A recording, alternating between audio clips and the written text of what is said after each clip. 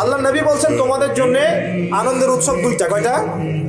একটা ঈদুল ফিতর, রমজান মাসে সম সাধনার পরে, কিয়ামুল লাইলের পরে, তারাবির পরে, তাহাজ্জুদের পরে, কোরআন খতম দেওয়ার পরে, যাকাত ফিতর দেওয়ার পরে, ত্যাগের এই মাসের পর আমরা একটা আনন্দ করি, ঈদুল ফিতর করি কিনা? সবাই আনন্দ ভাগাভাগি করে নেই। আলহামদুলিল্লাহ।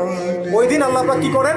আল্লাহ পাক রমজানের রোজাদার যারা ছিল সবাইকে মাফ করে দেন। আলহামদুলিল্লাহ, মুক্তি পাই আমরা, নাজাত পেয়ে যাই।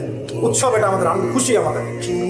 আরেকটা হচ্ছে ঈদুল আজহা, যখন ওই যে ইসমাইল আলী ইসলামকে যে কুরবানি করার মহান স্মৃতি, সেই স্মৃতিকে স্মরণ করে আমরা ইব্রাহিমী চেতনায় আবার কি করি? ঈদুল আজহার এই পশু কুরবানির মধ্য দিয়ে নিজের পশুত্বকে কুরবানি দেই, আল্লাহর সামনে আমরা আত্মসমর্পণ করি কিনা?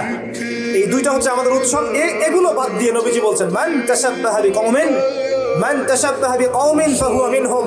কেউ যদি তোমাদের মধ্যে অন্য কোনো জাতির সাদৃশ্য অবলম্বন করে, যে জাতির সাদৃশ্য অবলম্বন করবে সে তাদের অন্তর্ভুক্ত হয়ে যাবে। নাউযুবিল্লাহ।